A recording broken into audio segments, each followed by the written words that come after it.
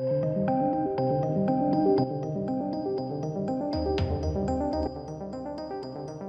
welcome to the channel, ladies and gentlemen. Let's review Escape from Pretoria with Harry Potter's own Daniel Radcliffe. I think from the outset it's really important to make a note on Daniel Radcliffe's career choices currently. He's doing a really good job at distancing himself from what he's best known as, that kind of typecast role. Along with Elijah Wood, actually. I did a movie review of Come to Daddy in the last kind of week or so. That was a fantastic film. Really good movie choice by Elijah Wood. And Daniel Radcliffe and Elijah Wood, they're both being experts at choosing films nowadays that really excel at showing their range above and beyond what they're known for. And Daniel Radcliffe in this is fantastic. He is really good in this, and I highly recommend watching this.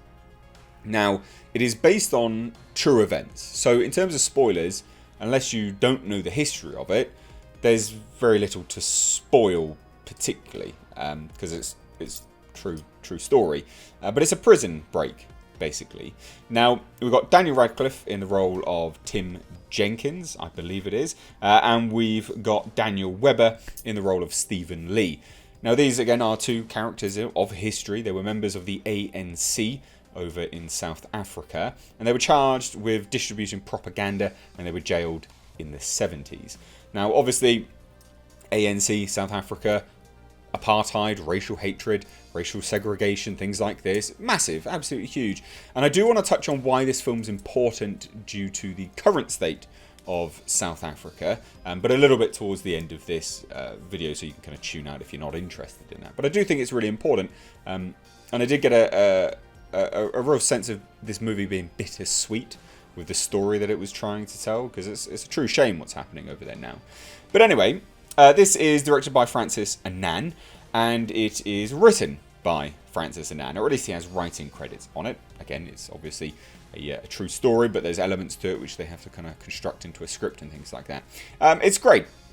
It's genuinely fantastic.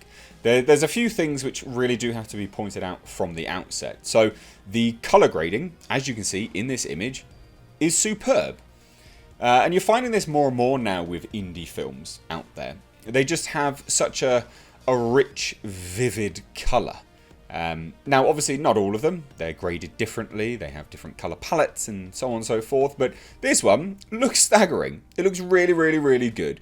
And one of the other interesting parts of this film and the kind of colour grading element to it is it opens, obviously, in the 70s, because when they're jailed.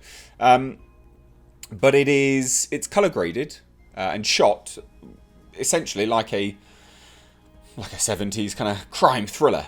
From the outset, and I loved that. I thought that was a really cool way to introduce and kind of start the movie. It grabs your attention straight away, like it really does grab it. Now, obviously, it's a prison break, right? And prison breaks can lend themselves to, well, being silly, being gripping, tension, almost, horror-based. This film is so tense. So tense. Now, obviously, if you don't know how they escaped by manufacturing wooden keys for very big, heavy steel doors. Which, obviously, you kind of think about that and you go, well, how don't they snap? What's going on there? And that's part of the story, really. And it's part of how they build such great tension into this story, is by using these wooden keys and are they going to snap? Do they snap? Do they break? This, that, and the other. Oh, have they broken in there? Can you get the piece out? How are they reaching to kind of, unlock the door from the inside? All of this stuff, which obviously, we talk about real life being stranger than fiction sometimes, or being more impressive than fiction. This is an incredibly impressive story. It really is. What they managed to achieve here is just astounding. And obviously, whether you, agree with their motives or anything along those lines, it's kind of besides the point. It's truly some really good engineering to have achieved what they've achieved. Now, obviously, going back to the story and the movie and kind of why it's so good, the way that they display tension and craft it and build it and grow it in this movie is great. And it goes back to something I was saying about Invisible Man just last week, actually, which is panning. Real slow pans. Slow pan It does so much for a movie. It's unbelievable. Like, just a slow pan around, it could work so much better than a shot, you know, like a shot reverse shot, which is what they could have done. They could have easily done that, you know, when they have one person tinkering away trying to open one of these doors. They could have just done one shot, reverse shot at the door or what's around the corner, things like that. And it wouldn't have added nearly as much tension, nearly as much atmosphere. This is atmosphere that you can cut with a knife in this film. Yes, this is some South African there. It's lekker. It's very, very good. Yeah, it was a really, really good film. I really did enjoy it. The pacing it's a bit of a slow burn, but I don't think you could have had this with a quicker pace. It's not detrimental for it in any way, shape, or form. It works quite nicely, actually. So I don't say that the pacing is detrimental to it in any way. It really does work nicely. But just one thing to note, like it feels a lot longer than it is. It's only an hour 45 minutes, but it feels like it's a little bit longer. But in fairness, again, that's down to the very slow build on the tension. And it works really, really, really well. Now, this is doing the rounds currently, I think, with some film festivals and stuff like that. It was shown in Glasgow recently. I know the director was there, showing the film off, taking selfies and such forth. And I do know that it is releasing in a couple of days' time. I highly recommend getting this on Blu-ray.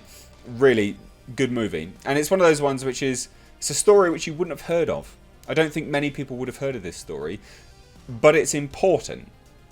And that takes me now kind of rounding it up to the other side of it all, which is this is a story which definitely needs to be told. I mean, apartheid and what these men went to prison for, what they escaped prison for, and what they went on the run for, because they escaped to London. They lived in London for a while until they were pardoned, and then obviously went back to South Africa, I believe, anyway. But what they went on the run for, and the apartheid issue is now obviously quite rampant in South Africa. But on the other side of it, I mean, there's essentially a white genocide going on. And I know, I'd say that and people will be like, what are you talking about? It's genuinely not publicised that much. But it's tragic what is happening over there. So I feel like stories like this do need to be told, especially when history is repeating itself, but on the flip side. These people went through so much to try to overcome, a horrible situation and change the society that they were in, only for it now to have kind of gone the complete opposite direction. Essentially come full circle back to square one. So this is a story which needs to be told. It's a story which I think is worthy of being told, but also really, really good that Daniel Radcliffe signed on to get this story underway as well, because I think without Daniel Radcliffe you wouldn't have had nearly as much attention on this film. If you'd had anyone else in the role, but of less importance, people wouldn't be that bothered with it, genuinely. And Daniel Radcliffe did a really good job in this. He's showing himself to be a bit of a chameleon now. There's no signs of him being Harry Potter in this. There's nothing that likens him to Harry Potter. Their accents were pretty much spot on. I have a lot of South African friends. I can speak some Afrikaans. And their accents were pretty damn good. So he was really good in this. And it also makes me kind of sit up and go, oh, right, what else is he going to do? And same with the director, actually. Because the director made this film look so good and craft such a good amount of tension that I would be very keen to see him make a thriller or a horror movie, because he's shown it. And again, you'd look at this and go, what are you talking about? But it's that ability to craft tension and make you grip and, very engaged with what's going on screen. That, that really does help and go a long way with respect to the horror kind of genre. So I'll be keen to see what the director does next. I would imagine, though, that he'd probably stick to films like this. But hopefully you'll, Francis and Anne, you'll hopefully go off and do some, broaden your horizons a little bit, because I think you'd be good at all of that. But anyway, highly recommend go watching this film. If you're new here, if you have watched it, please do let me know what you thought of it down below in the comment section. Again, I don't think many people have, but go watch it. It's very, very good. Let me know your thoughts down below. If you're new here, do hit subscribe. Stay up to date on the world of pop culture and movie news by hitting the bell notification icon. Thank you so much. Take care.